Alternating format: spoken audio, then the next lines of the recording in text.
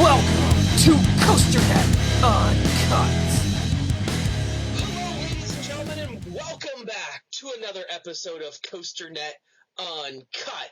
I'm, of course, Andrew Barchak from Chicago, Illinois, once again joined by my side here, Mr. Danny Miller from Rochester, New York. Yes, it's nice and breezy up here in Rochester. My weekly weather report up here in Rochester. I got my 3-mug rotation going on now. I got my Canada's Wonderland mug, got my RIT mug, and this week I'm going with that nice little Holiday World mug that they gave us at Hollywood Nights. So thanks, Paula. Thanks, Holiday World, for a nice promotional gift if you spent, $25 or more. So this is great. For sure. Fantastic stuff. If you remember at the end of last show, we kind of ended abruptly. That we pretty much did a little trip report, and you talked about your Midwest trip, and I kind of talked about my Canadian trip, and we kind of ended at Wicked Cyclone. Because I said there's a lot I want to talk about with Wicked Cyclone. So I think at this point, let's just jump right back into this conversation. And I'll kind of finish up my little thoughts on Wicked Cyclone, maybe add a little bit about Bizarro. But if you recall... Yeah, that was the big cliffhanger. The big cliffhanger. Wow, what does Rabarchek think about Wicked Cyclone? So if you recall, Wicked Cyclone won our most anticipated ride poll. Between the two of us, it wasn't a huge sample size. It was both of our number ones, so I mean, we had high expectations for it right away. So we based that purely off of the initial point of view video that we got. Basically. Fast forward a little bit, and my uncertainty about the ride started creeping in when those first few videos came out. Once the ride was built, the first test videos came out, and both me and you kind of looked at it, and we were kind of underwhelmed by it. And the main thing that popped out at me real quick was the speed of the ride. Now I'm a big fan of high intensity, very fast rides, and those videos did not paint a very good picture for me. Now, in the weeks after that, some people had said, well, when they started putting on the test dummies and they started putting on other stuff, started changing the wheels around, that it got a little bit faster.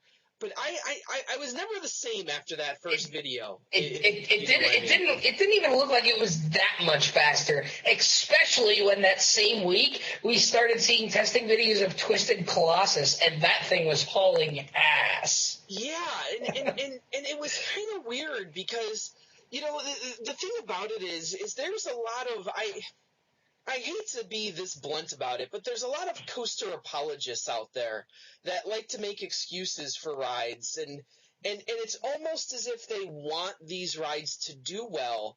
And I'm not saying that I want the rides to do poorly, but I'm not gonna cheerlead a ride just based on what it is.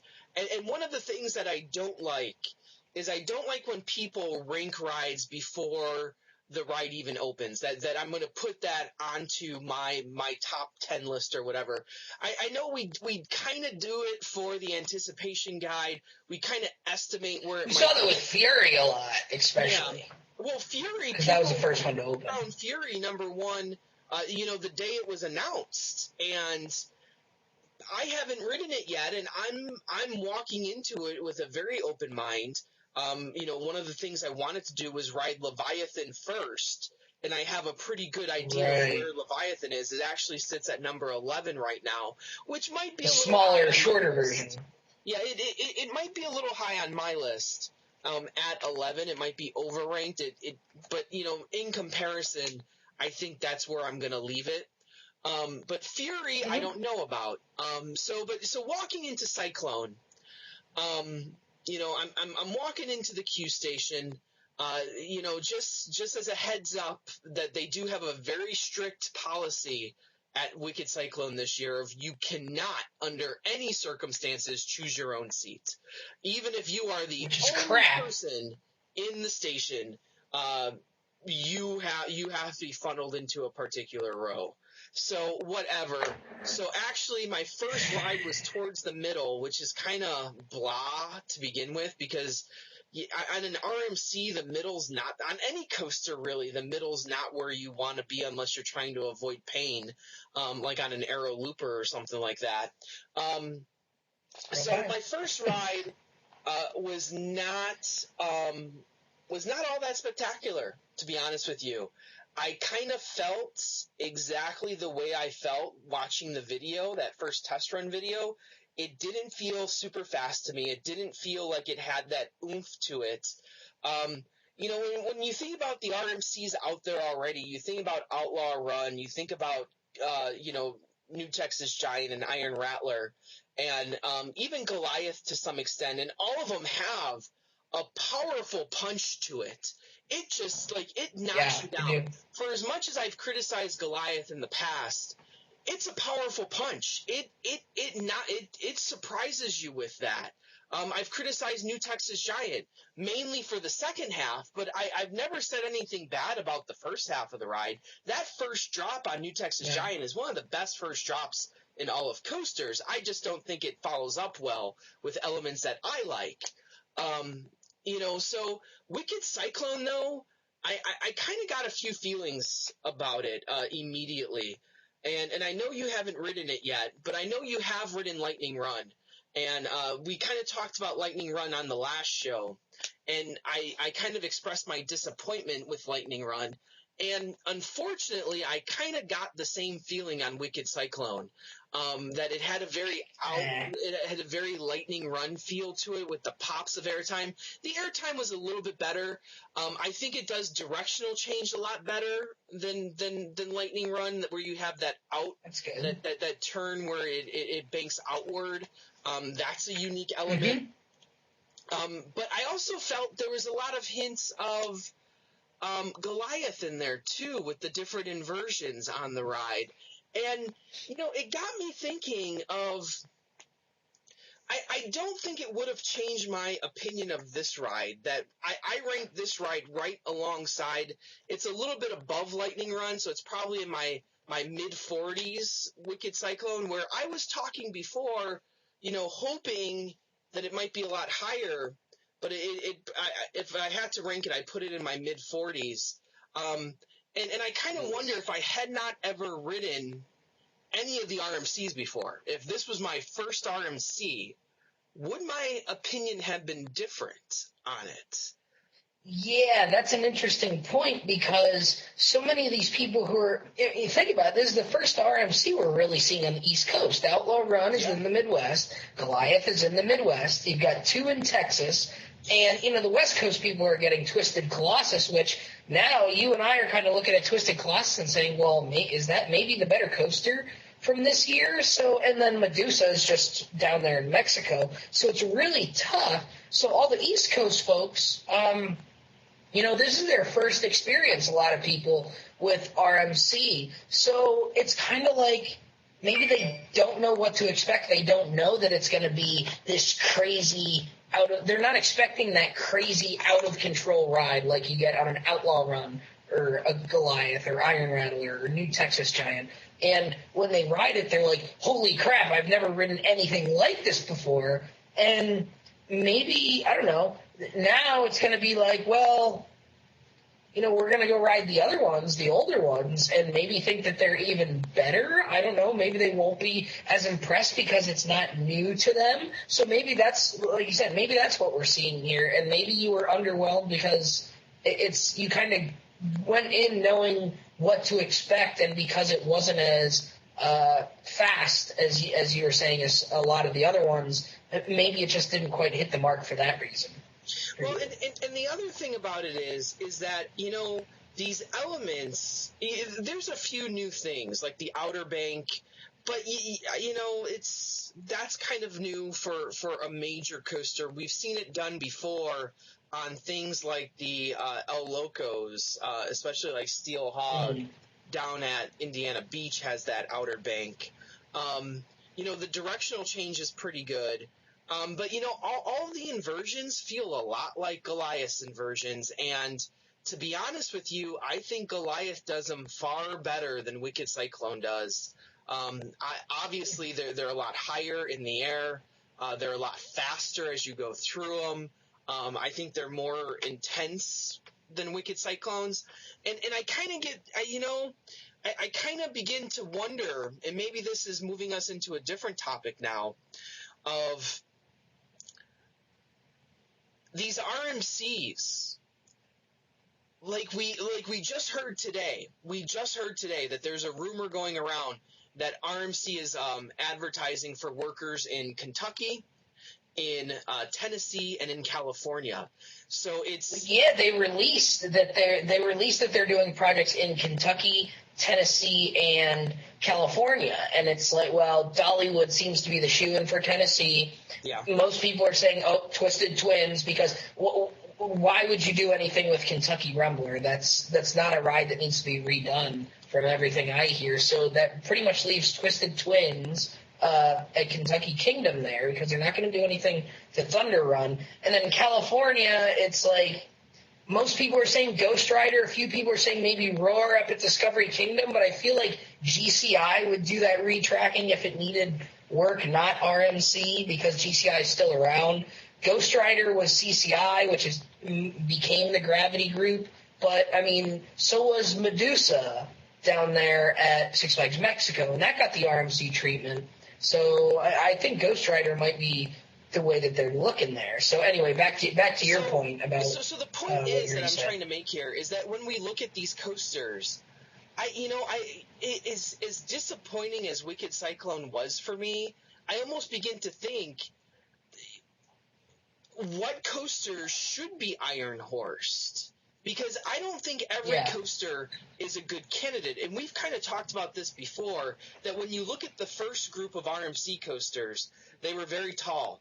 Iron Rattler, New Texas Giant, both really huge wood coasters that RMC was able to take advantage of. LRL's got a big drop.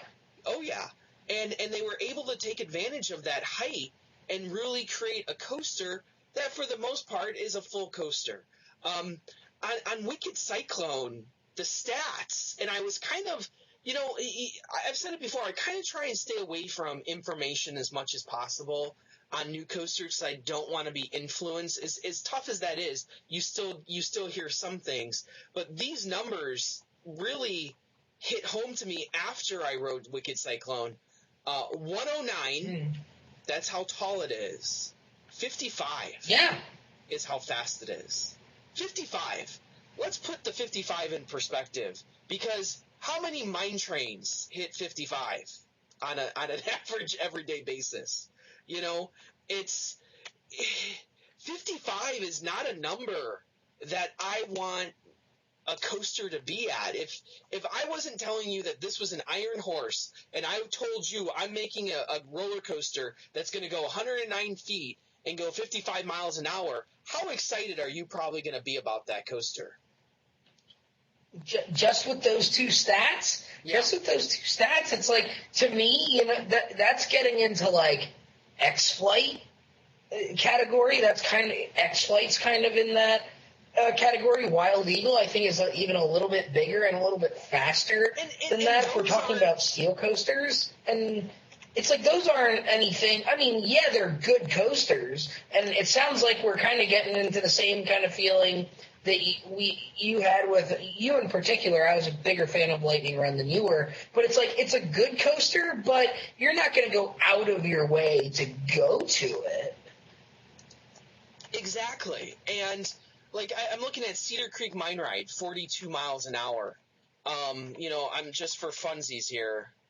Let's look at. Check out Adventure Express and Thunderation. Thunderation's 48 miles an hour. So you're talking about Thunderation's a good ride. You're talking about one step above those coasters. And to me, all the directional change and the mini pops of airtime doesn't make up for the lack of base stats. Now, I'm not saying every person has to act like this and has to believe in this, but I've come to realize what I appreciate in roller coasters, especially sit-down standard coasters. with inversions, without inversions, doesn't matter. I appreciate speed and height and airtime. And it has to have two of those three. And if you have two of the three, if you're lacking in the third, the other two have to make up for that third somehow.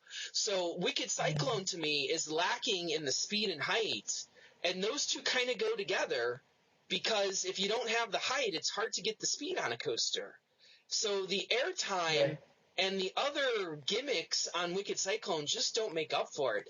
Now, is it better than the old Cyclone? The answer is yes. Okay, so the answer is yes. Why wouldn't it be? And that shouldn't be surprising to anyone out there because I'm not a huge fan of wood coasters to begin with. So, but I would say most people would admit that Wicked Cyclone's better than the original Cyclone. Okay, and I think you could almost and that's the idea of doing this conversion, right? Yeah. It's to make the ride better. And I think you can make that argument for any ride they choose to RMC an Iron Horse. I don't care what ride it is. If you Iron Horse it, it's probably going to be better than the original wood coaster. There's probably a few exceptions out there if you're very top of the line wood coasters like your Voyages and your El Toros that you're probably not going to improve upon those very much. But it's just to me, like, I from the park's perspective, it gives you a new ride. It basically eliminates most of the maintenance on it.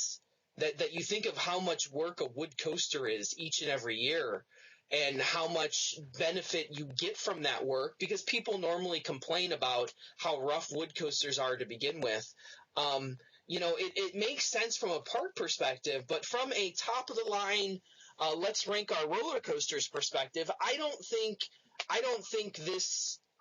the RMC model, the Iron Horse, always produces an automatic winner. And we talked about Twisted Colossus, and I'm a little bit concerned about that one right now because I looked at the stats on that one, and it's a whopping 57. It's 2 miles an hour more than Wicked Cyclone. But let's keep this in mind too. Twisted Colossus has the two lift hills, so you're not going over a very long stretch of track after each lift, and it's staying pretty close to the ground. Aside from that high five, they're staying pretty close to the ground, so it's at least maintaining what speed it has. Whereas Wicked Cyclone, it looks, and correct me if I'm wrong, you do that first overbank, and then you do the small airtime hill, and then you've got that crazy outlaw run like overbank turn, and then you stay up high for a little while like you did on the original one, and you do a couple of overbanks. And it's like you're not as high as the old Cyclone was. Yeah. They trimmed that down a bit, and you're killing off a little bit of speed while you're up there. So by the time you get to the end of the ride, you're really low to the ground, and it's like, well, oh crap, it's like Texas Giant. It's like, oh crap, we're really low to the ground, and we're running out of speed, and we have to get back over there somehow. Now on Texas Giant, they just kind of have a flat bit of track that goes around, and they put a tunnel over it. Or they went through the old tunnel that the old ride used to have. On Wicked Cyclone, they've done a little bit of a different approach. They've decided to put these really small airtime hills in there and a barrel roll. And, I talked about this with Lightning Run and how you get those very quick bursts of airtime, but it's not sustained.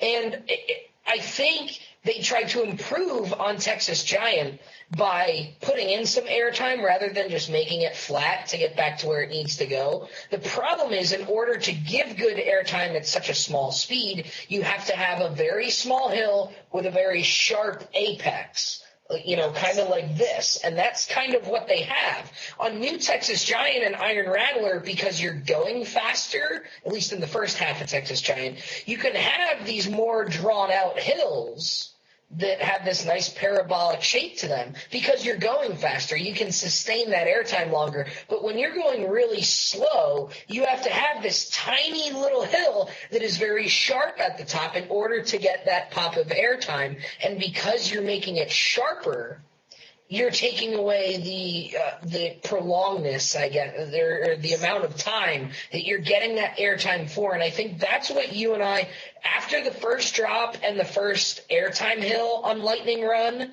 I think that's what you and I felt. That especially on that return run, it's very low to the ground. And if you watch it, you can see, if you watch videos of it, you can see it's very tight on those last 3 or 4 hills. And it's a very quick, oh, whoa, oh. And it's not like the Sky Rush, the El Toro, the Mavericks, where you're being out of your seat for a sustained amount of time. And it's not even like the B&M hypercoasters where you're sustaining that airtime, but it's not as powerful. It's more of like a float. And it sounds like you're saying you would even prefer that over the really intense but really brief pop of air. Yeah, and the other thing I should say is that last barrel roll on Wicked Cyclone is almost done at a speed very reminiscent of Outlaw Run. That if you remember Outlaw Run, that barrel roll is actually pretty slow. But after the barrel roll on Outlaw Run, it's very anxious at the end. Yeah, like you're in the station. That's the last element on that ride. On Wicked Cyclone, there's more hills to get through. Where at one point, I was looking at the track ahead of me. This is about my 3rd or 4th ride on it at this point, and I didn't think we were going to make it up to the station because the station's actually pretty high up, where it's a bit of a hike to get up to the brake run. And I thought, I'm thinking to myself, I'm looking at what's left in front of me. I'm like, we're in a valley. I don't see how we're going to get up to that station. And let me tell you, that was a new experience for me. It wasn't an experience that I'd actually thinking that you're going to valley on a coaster. It's like I've never valleyed on a coaster before. That's funny. But it crawls into that station. It almost doesn't even need brakes up there because it's going to stop of its own accord by the time it gets up there. And maybe I'm being a little harsh about it, but you know, I feel that these rides get talked up so much, and that, you know, and now moving into our next phase of this discussion, that like I said at the top of the show, I think people want to crown new kings all the time, and they want to be the first one to ride something, and they want to be the first one to say, this is the best ride ever. This is a top 5 ride. This is a top 10 ride, and it almost gets annoying at some point because, you know, I look at rides like Maverick and Millennium Force and Sky Rush and I-305 and even to some extent Leviathan, and these rides get just passed up because they're not new. That new is always the best, and I want to crown the new king. And I also think, and I was getting really annoyed at Fury, because every single person you talk to who rode Fury wanted to talk to you about Fury. It's like the old joke of, you know, a person who's, you know, you have a vegetarian, a Prius driver, and a whatever, you know, who talks about whatever they want to talk about first. It's they can't wait to talk to you about Fury 325. Like you could be talking about French fries, and they find a way to talk to you about how Fury 325's the greatest roller coaster ever created. And I almost get this sense call them Fury fries. Exactly. I get the sense of that people just want to crown new kings all the time. And maybe Fury's an excellent ride. I don't know. I haven't been on it yet. But I've heard this so many times now. I've heard it with Lightning Run. I've heard it with Medusa down at Six Flags Mexico. People were raving about Medusa down there. I've heard it about stuff over in Europa that I finally stopped hearing about Europa because people went down to Mexico, and all of a sudden now Mexico's the place to be. Not Europa. You're right. So it's a matter of time before Six Flags Mexico wins the golden ticket because too many people have been to Europa. I can't like Europa anymore. I'm going to vote for Six Flags Mexico this year. It's mind-boggling.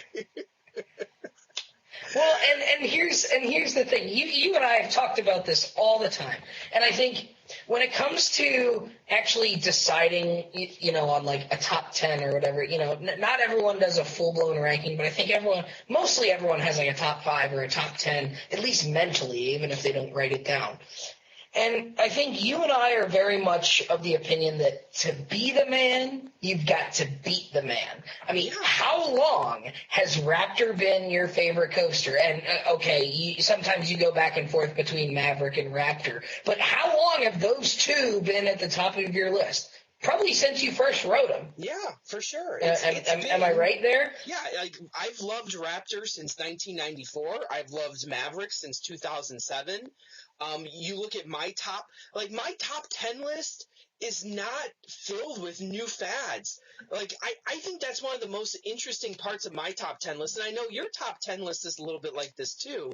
But, I have Magnum in my top 10. I've got Goliath down at Six Flags Over Georgia in my top 10.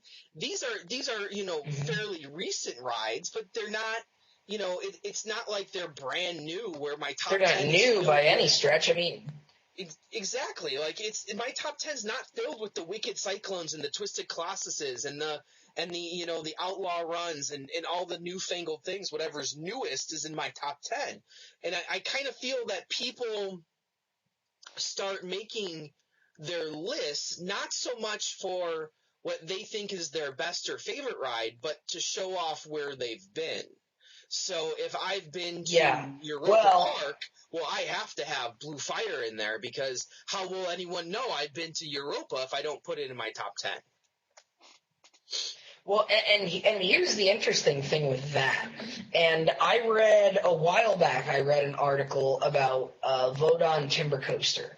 And I think I may have talked about this on our very first show, or it wasn't our very first show, but it was on our Golden Ticket show where we talked about Europa. And there was an article about Vodon Timber Coaster because it was new that year, back in the 2012 edition of the new coasters in the Ace Roller Coaster magazine. And the question was, for a long time, people had said Europa Park was the perfect park, but it didn't have a wooden roller coaster.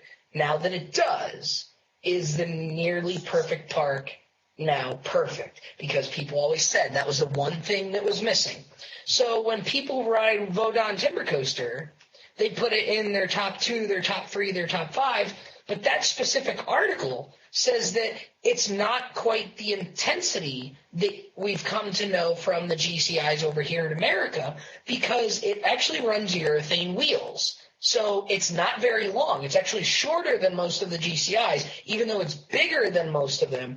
It's not really any longer, and it's not quite as intense because it eats up that energy a little quicker, like Goliath at Great America, because it runs the urethane wheels, so it can't be quite as long. I remember there was a sentence in there that says the ride teases some ejector airtime throughout the ride, but it never fully develops the way that you might wish. So, and you see it with like the Mitch Hawker poll. The Mitch Hawker poll, you see Vodon in like the top 5, and it's like, I like the GCI coasters, but the highest one that I have on my list is Gold Striker at number 4, and then I have Thunderhead and Renegade at 7 and 8. I've got rides like Voyage, Phoenix, Boulder Dash, Let me read off my top 10 wood coasters and show you how old some of these rides are.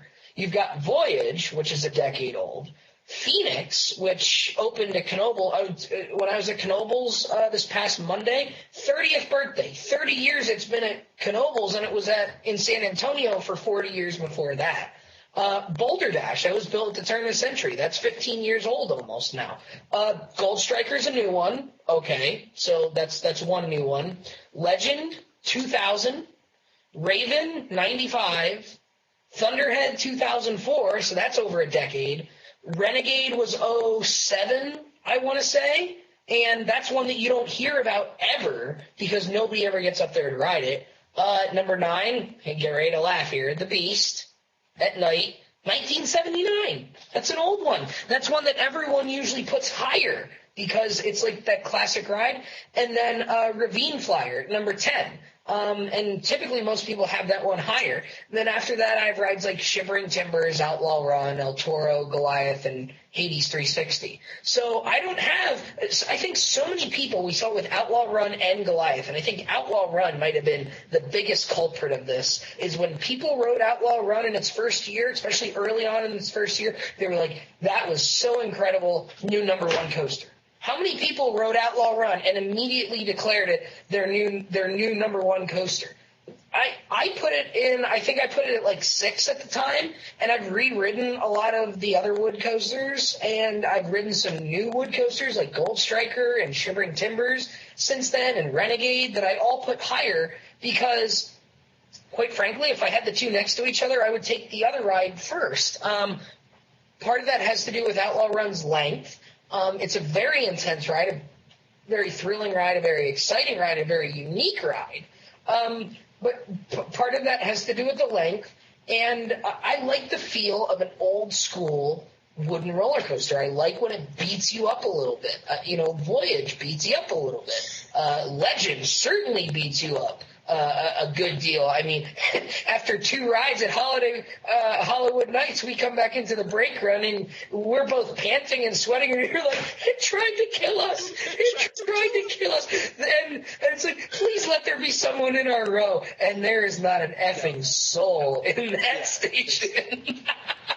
Keep going. You don't, and I'm sure nobody understands what we're talking about, but Dason is loving this right now. But it's like you don't get that kind of on an Outlaw Run. You don't get those moments where you're like, yeah, keep going. You don't get the chance to enjoy stuff like that on rides like Outlaw Run. Great coaster. Don't get me wrong, but now keep in mind, like I know you rank Outlaw a little lower. It's Voyage Outlaw 1-2 for me. But it's a clear 1-2 for me. It's a clear 1-2. It's Voyage. It's a very then Outlaw. good gap. And we kind of mentioned this at Hollywood Nights. We're kind of like, we can't even understand someone that puts Outlaw above Voyage, but yet there are so many people out there that do. And to me, it's kind of puzzling. Because I'm really shocked by that opinion. That I love Outlaw Run, but I did too. I wanted to hate it and loved it. I don't think it can hold a candle. And maybe this is a bad example. I don't know, but it's just an example of the people liking what's newer, what's more, what's newer versus what's older, and that's why I think at some extent, for Millennium Force to keep winning the Best Steel Coaster Golden Ticket is actually somewhat impressive, because in today's day and age, where people are always looking for the newest kid on the block, that yet Millennium Force keeps coming in and plugging away. And I've said this before, I had Millennium Force ranked like 15 on my list. And I'm like, well, I like it. I don't always, seek it out when I'm at Cedar Point, but then it dawned on me that that's not a product of it being a bad ride. That's a product of me being exposed to the ride basically whenever I want it. So I can have Millennium Force whenever. I've been on marathons on Millennium Force where I've done 20 laps in 2 hours. So it's not one of these elusive things to me. It's not the Blue Fire out there or the Medusa down at Six Flags Mexico. It's always there, and I think people sometimes forget how good of a ride something like Millennium Force is. And there's one thing I've always said. If I could have one roller coaster wish, it would be to ride Millennium Force or a Magnum or a Raptor or a Maverick for the very first time again and not have any memory of it whatsoever. Yes. I rode Raptor in 1994. I was 12 when I rode it. I rode Magnum probably about the same age as that. So I've grown up with these rides. And Magnum is still a ride. And I want to tell this story because last Sunday, it was the end of the big trip that we took for the summer. And we finished off at Cedar Point. And it was one of the best days I've ever had at Cedar Point. From, winning a tweet up to finding that great coaster or the great T-shirt with the dive coaster on it. But one of the highlights of the day was I got to sit in the back car of Magnum with a father and his daughter, and what either was like his older brother or the father's brother or just a friend. And the father had ridden Magnum before, but the child and the friend had never ridden it before. And I got to experience through them, like they were sitting in the front car and the third car, and I was sitting in the middle. So I was getting the interaction the whole ride.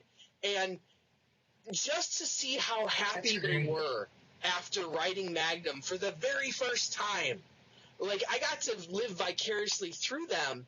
And it kind of reminded me that this is why I have this ride in the top 10 of my roller coasters. That a ride that was built in 1989, people are getting off the ride saying, that is the best roller coaster I've ever ridden. Like, they're at Cedar Point, and they're telling me that Magnum is their number one right now. And it's just out of this world amazing. And I think people lose sight of that sometimes. And it bothers me because people forget, or they become accustomed to what they know and what they're always able to ride. And they just want to go out and find whatever's new. They want to find the next big thing when the big thing is sitting right there in front of them. Well, and I think I've mentioned this before, and I've brought this up before when we've had similar discussions. If you go back to the From Dreams to Screams documentary about Gatekeeper, I think it was Rob Decker who said, I feel like I've ridden this ride hundreds of times over the course of construction and the off season, and I kind of lost. He said, I kind of lost that desire to ride it along the way, and then rediscovered it on my first ride. And I think that was what made the Gatekeeper Media Day and opening weekend a few years ago so special for me at Cedar Point, because it had been so long. It had been 6 years between visits to Cedar Point for me. That was the one. It was at one point on my entire list of parks. It was like the third. It was like the park that I had visited the third. Like it was the third longest gap between visits, aside from like Mall of America, which I did as a kid, and then like one other like small park that I did as a kid. And it's like, and Giaga, but it was like pretty hard to get to that. You're right. Yeah, you're right. Unfortunately, poor Giaga Lake. But you're right, and it's kind of like, when you ride stuff so often, it's kind of like you forget how good it is. Like last year, this will surprise some people, I didn't go to Dorney Park until like October last year, because I went to all these other parks. I never actually went to my home park. I had been to like Knoebels and Hershey and Great Adventure, but because Dorney, I can always go to Dorney. I can always run down the street and go to Dorney because it's like 15 minutes away, and I can go in for a couple hours and leave. So I never really plan on going to Dorney. I just kind of go when I get a free chance. And when I rerode Talon and I rerode Steel Force, and those two rides in particular, because those are the two best ones there, I think, and most people agree with that. It's kind of, I thought to myself and I said, wow, Steel Force is an excellent roller coaster. Wow, Talon is an excellent roller coaster. And they're both in my top 25 Steel list that I have sitting up here on my whiteboard. And it's like, I think when you get too much of something can be a good thing, I think. And you're right. I think people go towards what's new. And I've always said I tend to rank rides that I've ridden more recently higher because they're fresher in my mind. Look at Renegade, number 8. Look at Legend and Raven. They were both outside of my top 10. Now they're 5 and 6. Voyage, I was debating whether or not I was going to move Phoenix up to number 1, but to rewriting Voyage, you know what? You're right. I just don't see how anyone can ride that roller coaster and not think that it might be one of the greatest roller coasters, if not the greatest roller coaster ever constructed. And I'll plug Jim Winslet here because he does some some pieces on a LO coaster, I think.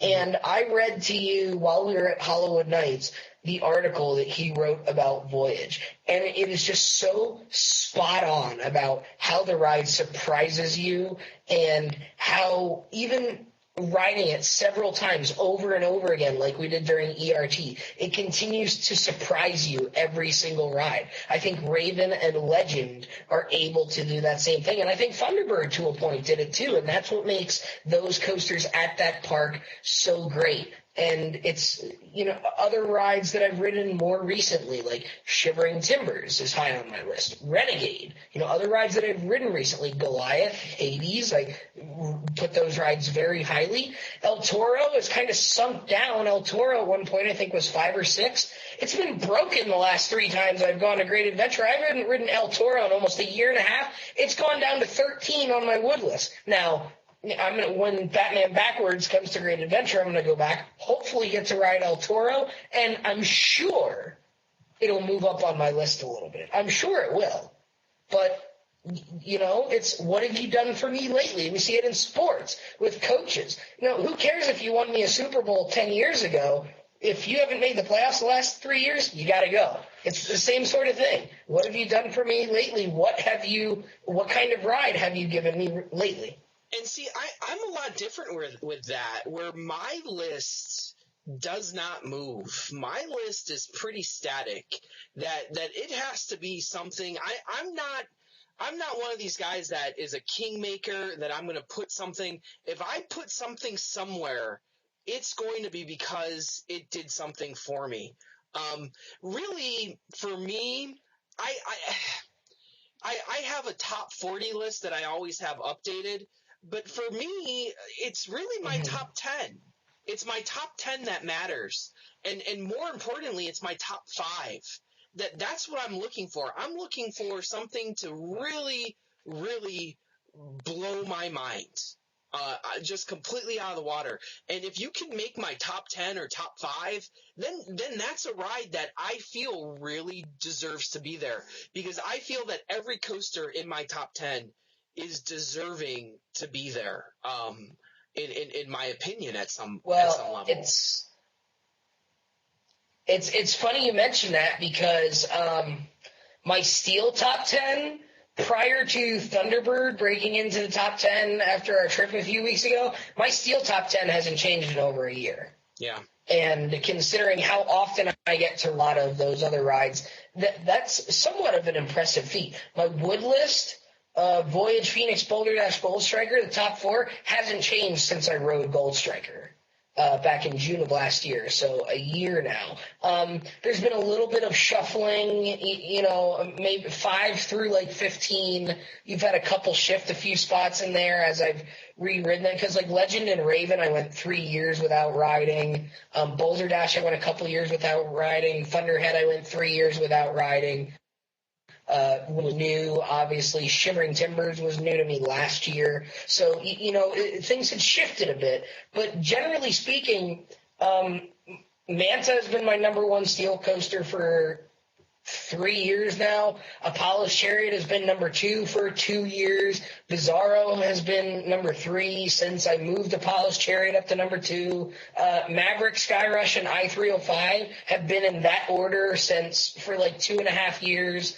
Millenniums and Leviathan have been right below them since I rode Leviathan for the first time. My top 8 steel list hasn't really changed a lot in the last 3 years. And Banshee got into number 9, and now Thunderbird got into number 10. But for the most part, I think my very, very top tier probably won't change a whole lot, unless one of the rides goes to shit for whatever reason. But, I think the very top tier, some of the other rides that are, maybe aren't as notable, I think you forget about those, so you don't remember how great they were. Like, good rides, but maybe not, top 5 or top 10 rides, like your Steel Forces and your Wooden Warriors and, Cornball Express. And I'm just picking some that are still on my top tier of rides, but aren't like top 5. You forget about those after a while if you don't keep going back to ride them again. And I know we've been a little, for lack of a better term, bitchy here tonight, but it's a lot of this stuff has been building up. We've been complaining tonight a bit. Yeah, and I see a lot of people posting on Facebook now, and a lot of people, talking about their lists, and through this show, I think we've come into contact with a lot more different people, and I just I get discouraged sometimes by what I see the trend as being, and I just want to throw it out there. Don't forget those old rides. Don't forget how good of a ride, or take for granted how good of a ride, and you can fill in the blank for whatever you want it to be, but just don't take for granted some of these rides, because I think in the process of trying to find the newest and the best and to show off where we've been and to say, hey, I rode this, it's the greatest ride ever, to be the first guy to say that, I think in that process sometimes the process gets overshadowed by maybe even the fact that maybe the older ride really is better at the end of the day. That's about all I have for tonight. I don't know if you have anything else you want to add, but I think for the most part we've had a pretty full discussion here, that we've kind of run the emotional roller coaster on it. Yeah, the emotional roller coaster, so to speak. And I think it's funny because, we always talk about how, well, maybe not we in particular, but you always hear people complain about the golden tickets, and it's like, oh, the golden tickets, they don't take into account the new rides. It's always the same rides that win year after year in the same parks. And it's like, well, if you go back over the course of the last 10 years, you'll see that change happens gradually over time. And I think people are too eager to make that change right away. People like to be new and exciting. People like new and exciting. They like to see new things done. And people are like, oh, Fury 325 is going to be the number one coaster in the golden tickets. And I'm like, I seriously doubt it, because not enough people are going to ride it. Maybe in 5 years, when a lot of people go down to ride it and more people start, we saw it with Leviathan. Leviathan started at number 21 3 years ago. It's up to number 6 because, you know what? People are going up to Canada's Wonderland to ride it. I don't think it's going to overtake Millennium Force or Bizarre. I don't think it's going to get quite that high. I think it might get to 4 or 5 maybe, but I don't think that that's going to quite get there. I think Millennium Force is a slightly better ride than Leviathan. And I know you do too. You think it might even be more than a slightly better ride than Leviathan. So it's funny how sometimes we complain about the golden tickets and how they never change, and then yet other times we say, well, maybe new isn't always better. New might be good and new might be great, but like I said a while back, to be the best, you've got to beat the best. And if 2 rides are similar, I'm going to go with the one that I had there in the first place, because you know what? That's the one that I remember. And those are the rides that you remember. And that 5th ride on Friday night that we had on Voyage in the front seat is one that we will always remember as being probably the best ride we've ever had on a roller coaster, period. Yeah, ever. Ever. Well, I think on that note, I think we should end this show. So as always, don't forget that the Coaster calendar picture contest is still open, so you can still submit those pictures. Yes. So if you have a good picture, send it over to our Dropbox at Uncut, or share it with our Dropbox at Uncut at COASTER-net.com. Always, please subscribe to help support the site and the YouTube channel. And I guess I'm Andrew Barczyk from Chicago, Illinois. And I'm Danny Miller from Rochester, New York. And as always, right on, Ride Warriors. See you next time.